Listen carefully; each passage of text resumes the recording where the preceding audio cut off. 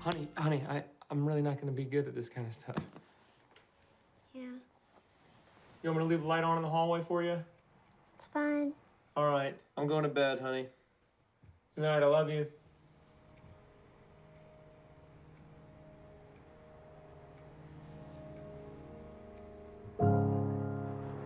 Yeah, it's fine. I don't care. It's fine. I won't work here anyway. You want me to talk? Yeah, I'll talk. You don't want me to talk. I got dirt on all of y'all. I'll start with myself. My wife left me a year and a half ago. There, laugh it up. I slept in my car 3 weeks. Jerry saw it. Isn't that right, Jerry? Yeah, I brought you breakfast. Thank you so much for doing that, Jerry. That meant a lot back then. You're drunk. I'm not drunk. I'm angry. I realize that. I'll go, no, calm down. I lost my daughter today. For what? So I could impress you, I gave up my family. And the rest of it. What, you want my pants too? Fine. You can keep them. I don't care. You can't hurt me. You think you're hurting me? I found out she lost her boyfriend in Vietnam. I never asked her about it. What? I never made the time. I was selfish.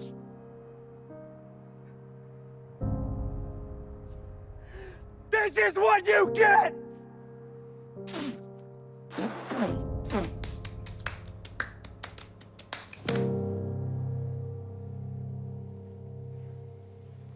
Okay.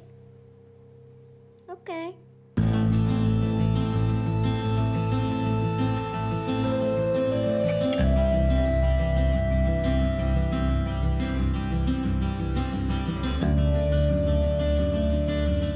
I want to tell you, I think that was just right. I mean, you're the director and the writer of that, but I mean, I guess I'll leave. This was a question I was going to ask later, but I might as well just ask it right up front. I'm always fascinated when I see movies like this because I'm one of 7 and my folks divorced and when I see movies like this, I'm like, this is somebody who understands family dynamics. And I just don't know, your brothers and sisters, your mom or dad, but I guess my first question is, what was on your mind about family when you came up with this idea? Yeah, so I have 5 sisters and 2 brothers. So you're a big family too. I'm the second to youngest, and so I was always like the observer of everybody, and I was never the funny one. My older brother was always the funniest, but like I would always watch him be funny and then take notes, and then that kind of became me studying the behavior, like how family dynamics function. And then we finished this movie in late 2017, and I brought it to my family for Christmas, and like all my brothers and sisters were there, my mom and dad were there, and they didn't know that the picture on the coffin was actually my mom, and so they were like, "You killed mom. This is great." But I had to do the prerequisite of being like, when I started the scene with my sister Morgan, I had to be like, this isn't you. This is, truthfully, it is actually kind of like all of my relationships with my sisters kind of combined. And the worst kinds of the relationship I can have. I'm saying that on camera. Hi, family. But I said, none of this is actually one of you, except for one of you, Laura. You would have that cup, the foodie with the booty cup. That is definitely Laura.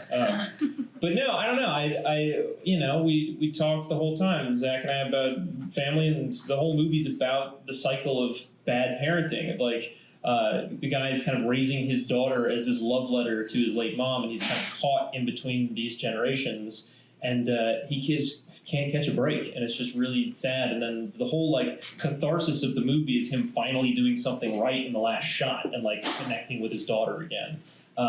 And so yeah, the whole conversation while we were making the film is about like, what are all of the setups for this payoff to make it ultimately cathartic for everybody.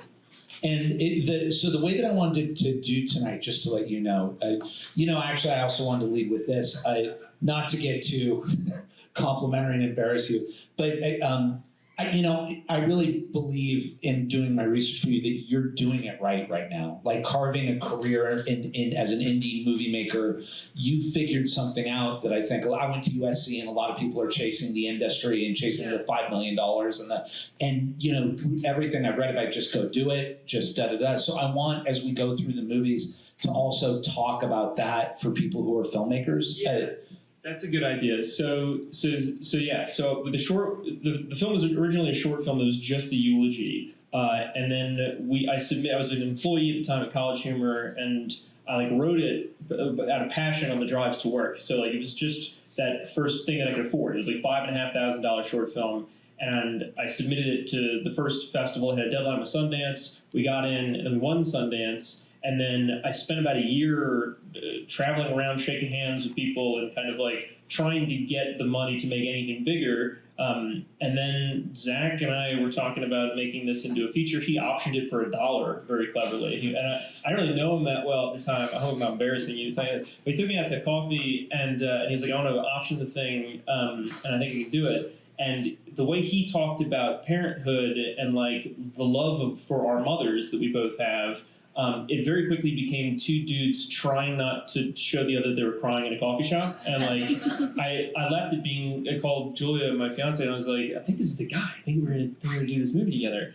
And so like, it really had nothing to do with the industry. All of the 75 general meetings that I had about, driving across to the west side and come back to Echo Park and Sad Apartment, all of that was imaginary. And it really, the only value that I had was just gathering some people together and actually doing the thing instead of talking about doing the thing. And so we made this for, kind of nothing. And then I became a better candidate to select for these executives to make the next film. And so like, you really do have to be making stuff on your own. You have to prove that you can do it on your own, because then that becomes a viable threat to executives and their egos. Where like, if you say, I want to make this movie, and then they say no, you walk out and still make the movie, and they look like an idiot. So as much as you can prove executives to be idiots, please do that. That's for the third movie tonight. Sorry. Well, and so then my final question, and then we'll go out to folks, and I'll pepper with your questions all night long. But in looking at your filmography, I just wanted to ask, you had made a number of shorts prior to this. You made what was a feature, I think, No Flood Wall Here in 2010, and you had produced or associate produced Krisha. Yeah. I saw that's Bill Wise, right? Yeah, that is Bill Wise. Yeah, and so this is like a long question, but if I read, what's that? Yeah, who are you? How did you make this? Well, I was going to say, in looking at your filmography, it looks like you wrote and directed, then you did producing, but you didn't start acting until like 2013. So did you want to be an actor to start? No. How did that come about? No way. I'm not a trained actor still. Like I know what good acting looks like, but I've never taken an acting class. And then like that always made me feel like I was not an artist, and that like I was not in the club to do this thing. And like UCB was, all my friends were in that, and I just felt so kind of excluded from that. And that kind of made me ambitious and very petty to like be like, I gotta be better than these guys. But no, I made a movie in 2009 when I graduated from school, only because my friend group wanted to make a movie. And so my mom was like, yeah, you can come and stay at our house. And we had like 10 people from Emerson College in Boston come down, and we made this movie together called No Flood Wall Here. It was about post-Katrina New Orleans. And I spent a year and a half editing it. It was like a $12,000 feature. And it sucked. It was a 100-page script, and I had to cut it down to 73 minutes because it was so boring.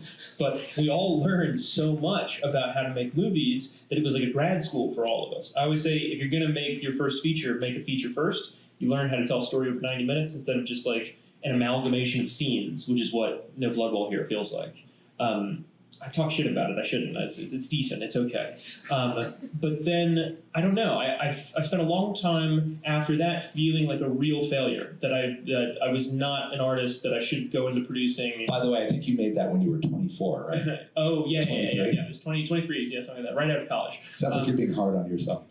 Thank you. But then I spent a long time, about 6 years, just producing for other people. Danny Madden, who's the creative producer on this one, creative director on this one. Like, I have this whole friend group of people that I worked for, kind of, because I was good on the phone and they weren't. And so I just like got locations for free, or like tried to get companies to give us, like lenses and stuff so that we could shoot our stuff. And I just fell into that for 6 years. And then the Thunder Road short was the first time where I was like, I'm just going to do something that is going to it's going to blow everything out of the water. I'm going to try as hard as I possibly can to impress an audience. I'm going to make it one long take because I love Alfonso Cuarón's work. And I'm going to do something with a highly copywritten song. We're going to get in so much trouble. And I did it. And I just thought, well, what's the worst that can happen? Are we going to get in trouble? That might help us.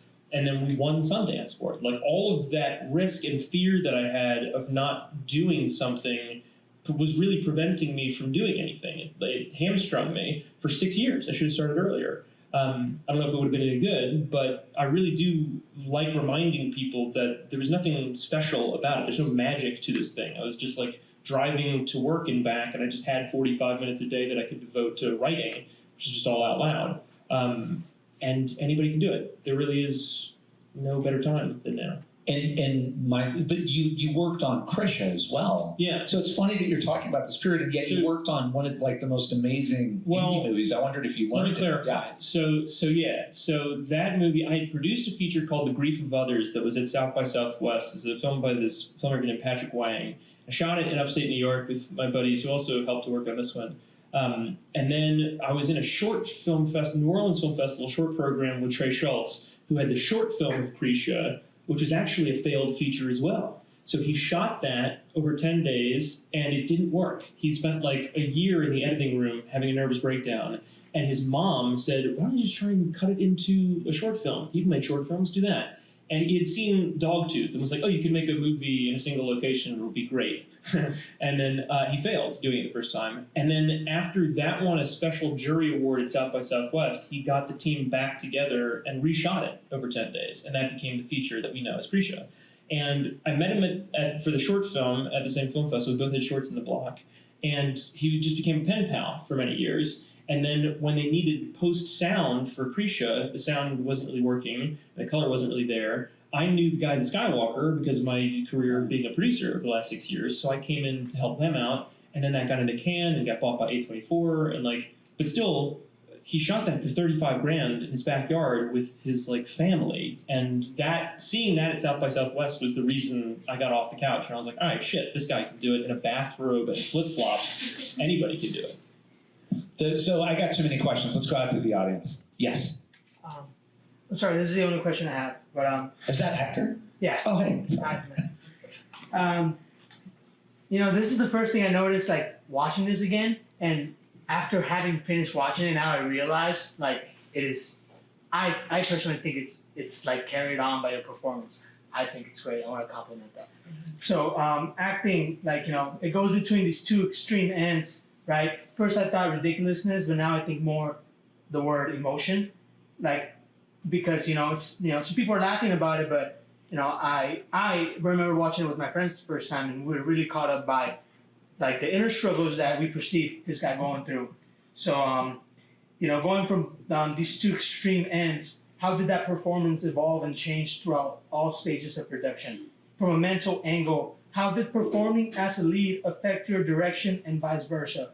The thoughts, notions, and ideas you had during pre-production, how it went down during production, and what happened at last when editing.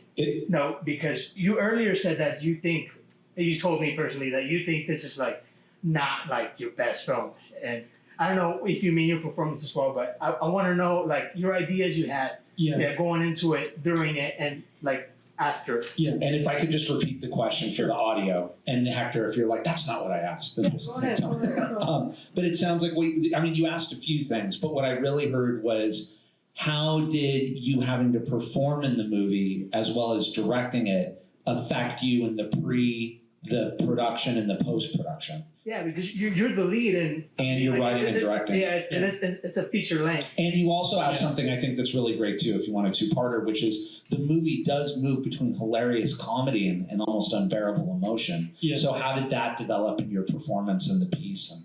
Yeah, it sucks to make a movie like this, especially when you're in almost every scene. I think there's 2 scenes I'm not in.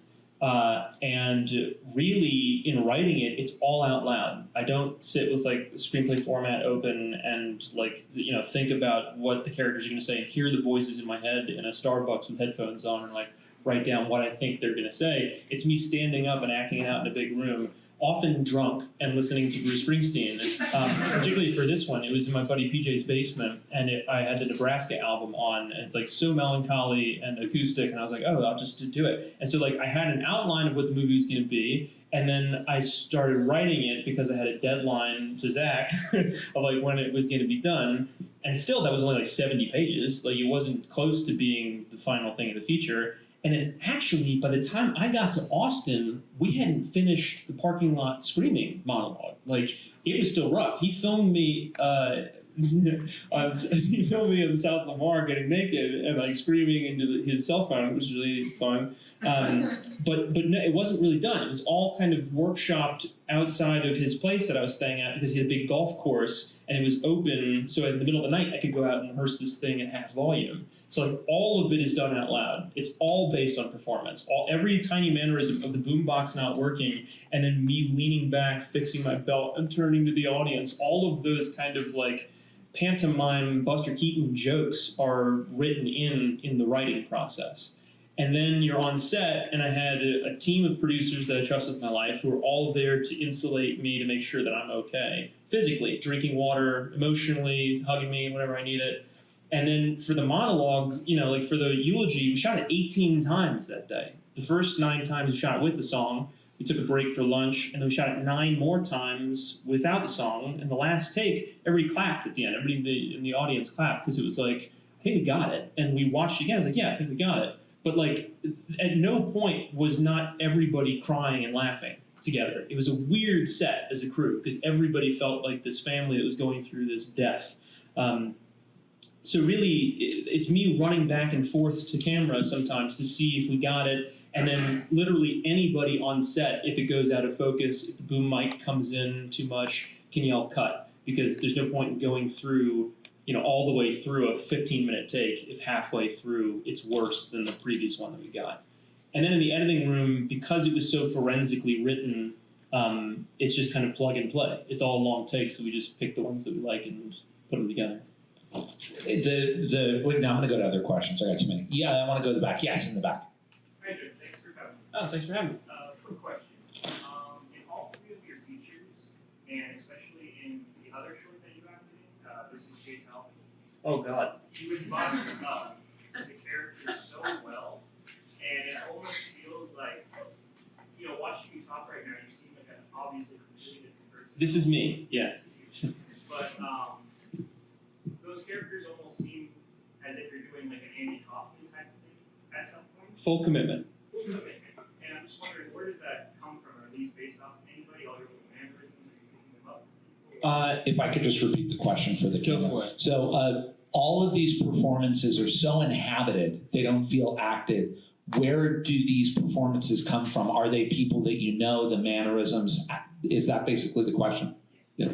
So you've seen Jay Calvin, and not many people have. It's on Vimeo. You can see it. It's ridiculous. But that character is so different from anything else that I've done. But I was living as him 24 hours a day because we were doing the Nathan for You kind of thing, of shooting with real people, and I had to be Borat. I had to be that person all the time.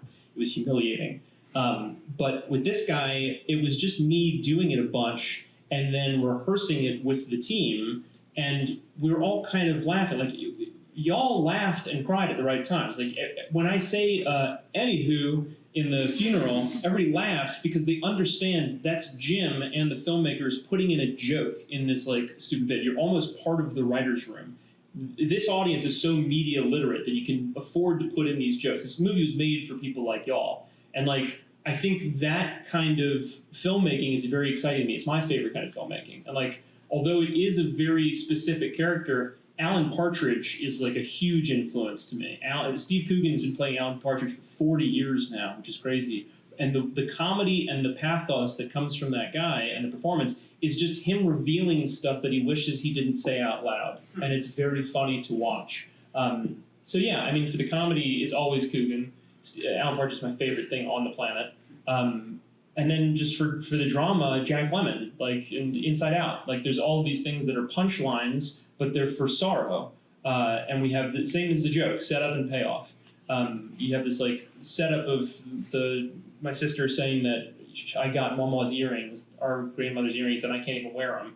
Our mom gave them to me, and then you have me walk outside and I put the earrings in this little plastic cup, and it's like, he's carrying the earrings around in his pocket when I didn't know that about him. So all these little things that you can kind of fit in, and that's just through the writing, which is the performance. And were there people that, like, everybody's acting is always different, but some people they know someone, or they follow someone, or they study someone, or they base it on someone. Do you ever do that, or is it more like an inside out, For this one, it was just like the kids I went to high school with in New Orleans, mixed with just like a much sadder, dumber version of me. And like, I guess like a more depressive version of me. And that was something where like, in the writing process, I was just kind of basing it off of what I knew would make people feel something, whether it be humor or sorrow. And we were kind of riding that roller coaster for the audience throughout. For the other films, the beta test, it's kind of an amalgamation of about 12 agents and like conversations with different assistants that we had about specific people, turns of phrase, all of this stuff is kind of through research. It's never based on one person, legally speaking. Yes. Hi, so just to preface this question, a little bit ago on Twitter, you were saying like, reply to this tweet if you're making anything, and I'll follow you back. Yeah, that's right. encouragement. So, and I just wanted to let you know, like, you were one of the people who, like, you followed me back. And we Did you DM me today? Somebody I DM DM you today. Somebody No. DM me today saying that they're starting production tomorrow based on that tweet. They're doing their first feature. That's so amazing. wild.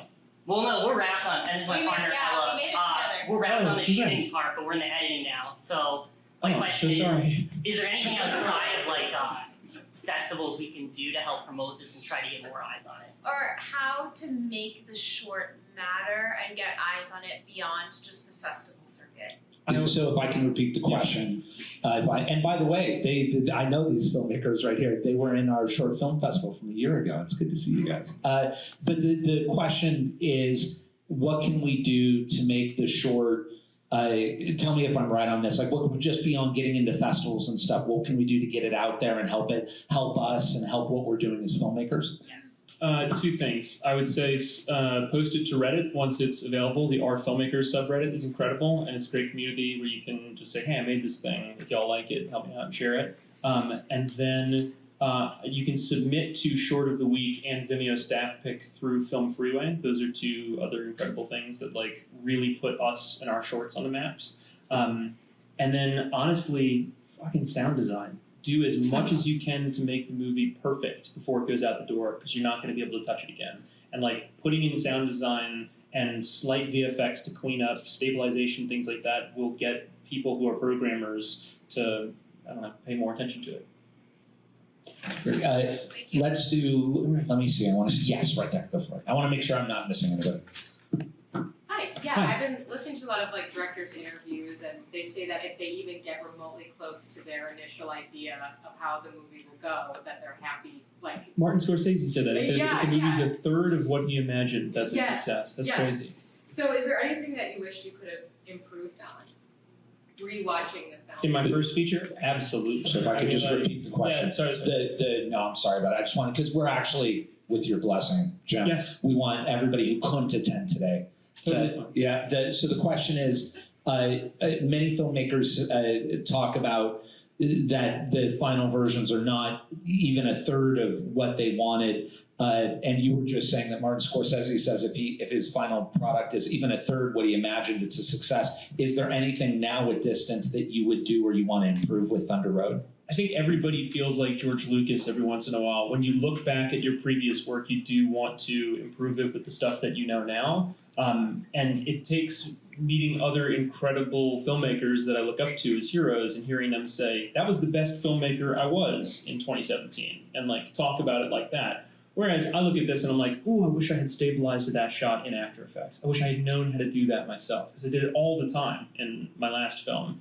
I just didn't know that you could do that. I didn't know anything. Like looking back, I remember bragging that the shot of the ballet, the curtain comes up in the last shot to introduce it, and it was just a picture of a curtain that I like comped to make it look like it's coming up. It was actually the middle of Swan Lake. But it looked real, and I was like, man, that's so cool, movie magic. And then to think of all of the effects that I did in the beta test, there's probably like 750 shots that are like that.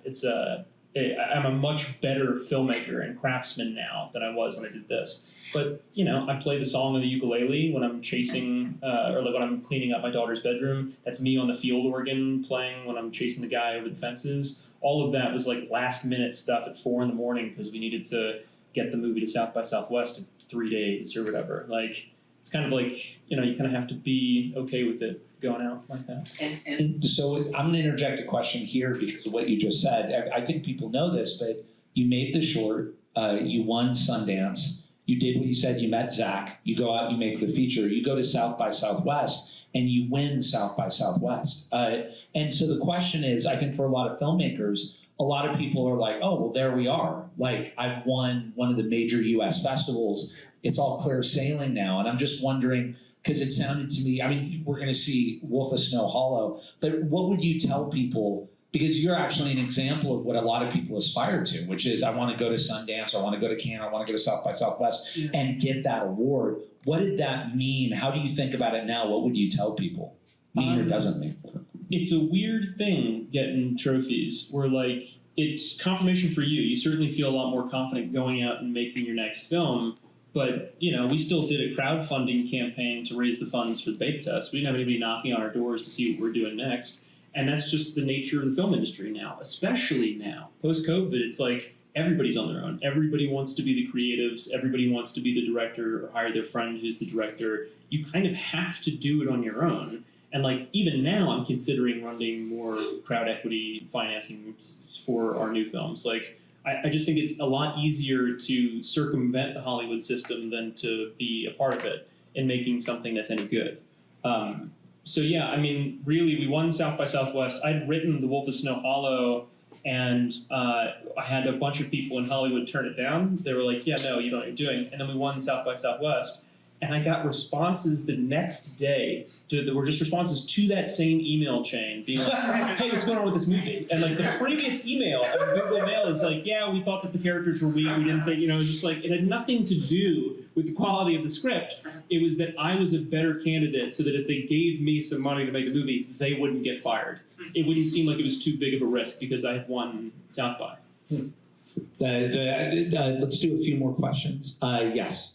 I wanted to ask, I really love that film, Thunder Road. I was wondering if there was a biggest change or something that you weren't planning that maybe changed when you were making it, or something that made it into the film that wasn't planned at all. Like, I know you're talking about kind of going very organically, but is there something that you were like, oh, that was nice, and you like kept it in that was very unexpected into that movie?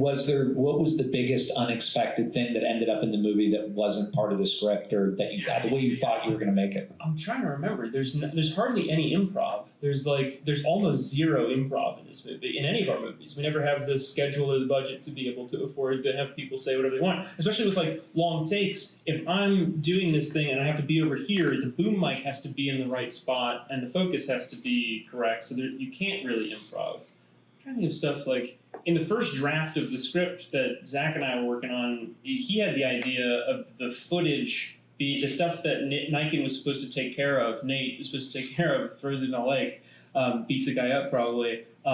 That was just kind of a throwaway thing. And then Zach was like, no, it has to be that it's Nate's fault that Jim lost the court case, because then that is also severing the tie of friendship, which is the, like, through line of the movie. And so, like, there's a lot of stuff like that I wasn't good at story structure, I'm still not. And so there was a lot of things that we kind of put in and made work, and that whole screaming parking lot thing was not planned until the month before when I got down. My favorite scene in the movie. I want to make sure in the back, too. Yes, in the back over here. Yes, you. I was wondering about the timeline, like going from short to the feature. When you, at what point on completing the short did you think, like, this could be? It was about 8 months after we won Sundance, I thought this could be a feature. And for that 8 month period, I was like, no, it could never be a feature, because that scene would have to be the climax of the movie because it's so intense. And the previous, 50 or 60 minutes would have to be me having a shitty relationship with my mom, and then she dies. And I was like, that's a boring movie. Who wants to see that movie? Also, that's 8 Mile. Like, 8 Mile is great. I'm not going to make it better movie than fucking 8 Mile. And then I had the idea one day of starting the movie with the eulogy. And then I was like, oh, then what would the rest of that movie be? And I was like, oh, it would just be me trying to get my daughter to like me again. And that's kind of how the short ends, is just like, oh, she's not sitting next to me. I got to repair this relationship that I had with my mom, with my daughter.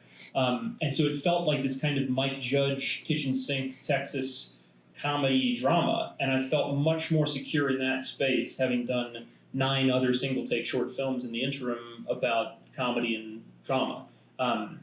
and it just worked. It clicked, and I was like, I wrote it within 5 days, the first draft, and then we were shooting it by November of 2017, and then it premiered at South by Southwest on the 6th of March 2018. So like almost no time at all for post. We'll take about 3 more and then wrap this up. Remember, everybody who's here all night. You can ask. This is a marathon, not a sprint. You can ask Mr. Cummings a lot all night. Yes, in the middle right here with the hat. You, sir. So I think you have montages in all of your movies. Yeah, for sure. I'm just curious, how do you approach montages in like writing and editing? How do you approach montages? And I didn't mean to cut you off. No, that's it. Was that it? How do you approach montages in writing and editing? Honestly, it's got to be a data dump of exposition, but it also has to be slick. So like I'm basically copying all of David Fincher's. Like really, that dude does it so well. Especially Mindhunter season 1. There's like in the first couple episodes of that one, it's unbelievable. Them traveling a lot and just like what you can showcase with the smallest shot and information economy that you can fit in to tell that story is slick. And also just like the camera moves and everything. So he's very good at that stuff. Obviously, he's fucking David Fincher. But really, for those things, it was like, how do we make something that is a breath for the audience instead of just listening to someone do a TED Talk, which is what the majority of this movie feels like watching it now. And so we kind of purposely put that in to kind of just lull the audience into who this person is. Give an idea of like in the dance studio, you see me lift my shirt up and I'm checking my abs out, like small things like that were purposeful jokes to kind of lighten this stuff that is otherwise a very sad phone call about the death of my mother and paying for the funeral. All of that was kind of considered, and then in the editing room, it's just kind of syncing it up to the song and making it work. Beta Test is full of them, and so is Wolfson Hall. Wolfson Hall is like all of the clues that you give away to the audience. Another thing that Dave's good at. Uncle Dave. Yeah, let me go. I want to make sure. Yes, right here. Are your scripts available anywhere to read? Are they out in the world? The Thunder Road one is on Amazon, and I'm trying to release the beta test one right now. I just haven't had the time to. And then MGM owns Wolfson Hollow, so I can't do anything with it. But talk to me. Let me go way back with the mustache. Yeah, I just want to know. It's a nice stash. Thank you. You balance writing correctly for the ups and downs of the comedy. Is there a formula behind how you dictate that, or is it just? Was there a formula or a process behind balancing the ups and the downs of the movie? Would it be fair to say like the comedy and the emotion and because that definitely is when you watch the film. I mean, it feels like a live wire act. It's ridiculous. There's moments of like watching it now. One of the things that cracked me up is me saying I was looking into getting a above ground pool for the backyard. I thought that'd be expensive. They're actually pretty reasonable, actually. It's like when I'm trying to sell this guy a above ground pool. What is this? And I'm like, that's ridiculous. Anyway, I'm getting to the point. That stuff is all out loud. The more that you do it out loud, for all of our films, we'll do a podcast. I recorded it at Zach's place. It's like, I'll just have the script and I'll act out every character. So I played Crystal, the 9-year-old girl in this one. It's humiliating to listen to, but you get the point. I grew up listening to the Harry Potter audiobooks, and Jim Dale plays Hagrid and Hermione in the same scene, and the brain fills in the blanks. It's like, oh no, this is just them talking. And you kind of see it. And so I was like, instead of relying on someone, the written word, which I'm not good at, and someone to get the idea of what the meal is going to taste like from a recipe, it's like, no, I'll just give them a little taste by recording it. And then I get to put in the music and the sound design. It's pretty janky, but it's like a good way to get an idea of how long the movie's going to be and where they're going to be on the roller coaster. And you can kind of feel it when it should be funnier, where you can fit in a joke, where it should be sad, or where you can really nosedive the emotion in the scene. And so I want to, and we will take everyone's questions. If we didn't get your question this time, we got Wolf and we got Beta Test. So don't worry, and I'm going to try to remember. So I won't call on the same people. I'll call on next people and the same if you have more questions. But Craig. Yeah. Well, yeah. I just want to say, especially all the filmmakers out there, like with Jim, the way the movie looks and feels and the way he talks about it, it feels like it's his family and it's fun, and it really is. But nobody I've ever been around has understood their movie, worked as hard, and like truly knew such a great director to work with because he knew exactly what he wanted. There was no like, let's get out there and see what happens. Like I've never Like, it's just, I mean, there's like pride with it, but like the preparation, even when you're making something for 10 grand or whatever, I'm still blown away by how prepared and how much he understood like exactly what he wanted the entire time. And it makes your job as a producer so much easier. So I just, hats off to you for that. It's the first time he's complimented me. And I wanted to ask just one or two questions and wrap up, but to sort of to lead into Wolf. The thing, I think one of the meta themes, and you've already said it, is you guys have figured out you have to do it all on your own right now. And obviously some people succeed, some people don't, but that really feels like where we're at right now.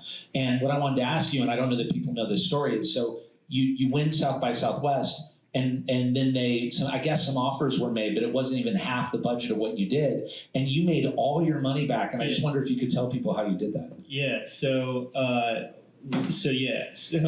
we ended up. I'm going to say it because it's long. It's a pandemic. Fuck it. You can say whatever you want. You be honest. So the highest offer we got was from Orion Pictures, who then made Wolf of Snow Hollow, which is wild. The offer was for $115,000 globally for about 10 or 15 years. The movie cost $190 to make. So if we took that deal, we had to go back to everybody and be like, hey, sorry, we're never going to see another dime for this thing. We're only going to give you half the money back. And we thought that was stupid. At that time, Sundance had this thing called the Creative Distribution Fellowship that Kogonada had done for his movie Columbus. A couple other films, smaller ones like First Girl I Love was also there. But his movie cost $750,000, and they did this full open book white sheet thing saying that he was able to make back $650,000 in the first year. And I thought, well, if he's able to do it, our movie's much smaller. Why don't we just try and do it? Sundance accepted the grant. They said, yes, let's do it. We got $33,000, and we basically spent 4 months planning how we would do it. We ran Facebook ads to adults who like Pixar, because people who are adults usually go to see Pixar movies to laugh and cry, and they don't mind cursing, because there's a lot of cursing in this movie. We targeted people who were into Law and Order and Training Day, because it's an interracial cop drama as well. Friendship movie, oddly, because they're bad friends. But we also target people who like Alfonso Cuarón and Tarkovsky and like independent cinema and Sundance and South by Southwest. Anyway, long story short, we got like 1 million people to see the trailer, and the first button under the trailer was where they could buy it on iTunes. And the movie also got distributed in France in theaters, and we made 200,000 euros in the first 2 weeks of being in French theaters alone. So like the movie made all of its money back just from French theaters, which is crazy to think about. And I'm asking you that because you guys went, and for Zach as well, I mean, as a producer, and how, I went to film school, and all my friends were like, we thought making the movie was the whole game. They were like, that's 49% of the game, like selling it, distributing it, exhibiting it, so you can make the next movie as a whole. So you guys also figured out, you stayed with it, and you figured out a way in this climate to make your money back for your investors. And so that's, and beyond. So I just want to tip my hat to you. I find that very inspiring.